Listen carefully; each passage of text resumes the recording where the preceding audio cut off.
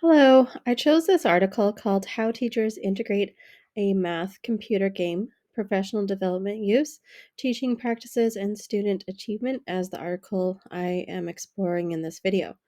It is about a study that looks at the link between technology used in the math classroom and how the integration is done by teachers, and then whether or not teachers have accessed professional development around the implementation before doing it with their students.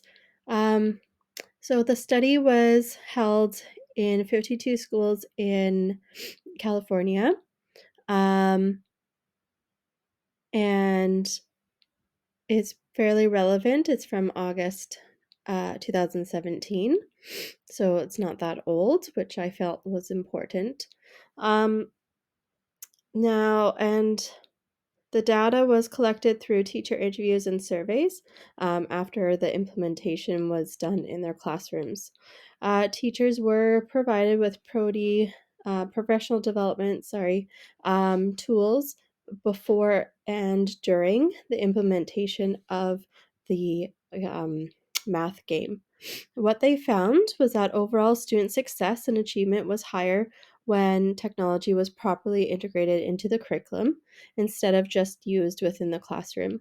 So many teachers, the teachers that were most successful with the program were the teachers that would reference it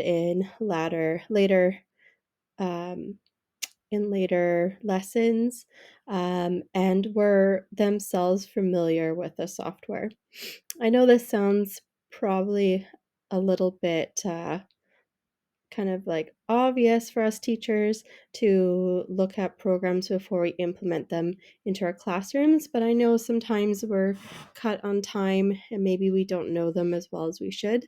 So this is why one of the reasons why I was attracted to this um, document, just to see that student success is really dependent on how we integrate the technology, not just having the technology in our classrooms.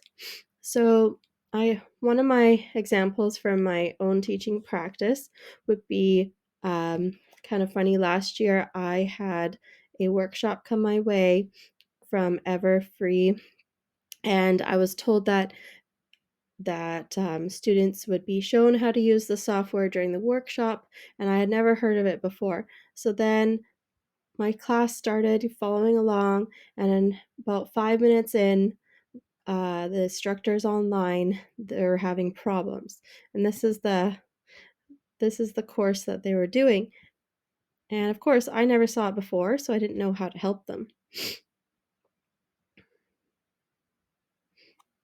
So they were kind of stuck on this page. A lot of them were starting just to create their avatar, which is a lot of fun, but if they went past that into the game section, they would see that this is where the math was happening.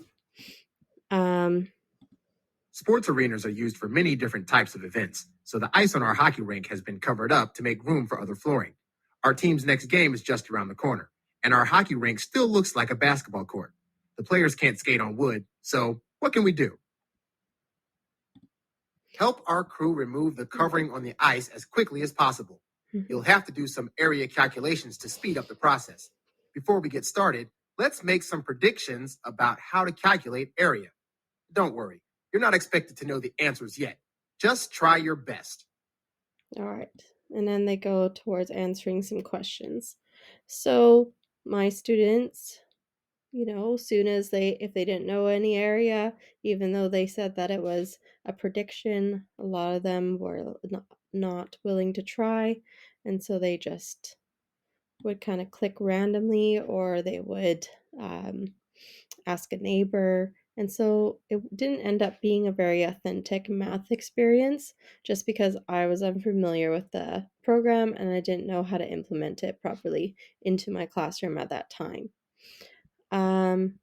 A good example from my teaching practice was Desmos, and I really love this program.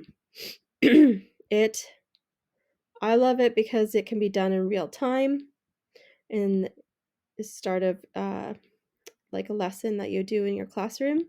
So, and all the students can be working on their own laptops, but you can see what students are doing at the time they do it. That's what I love about this, is that you can catch the students right away that are off task, um, and it builds on it, and it's a little bit more critical thinking than the other one. So I really love this Desmos, and I'm going to be using it in my classroom going forward. Okay, so that's my opinion. Overall, I do think that technology has a place in the math classroom and in the classroom in general.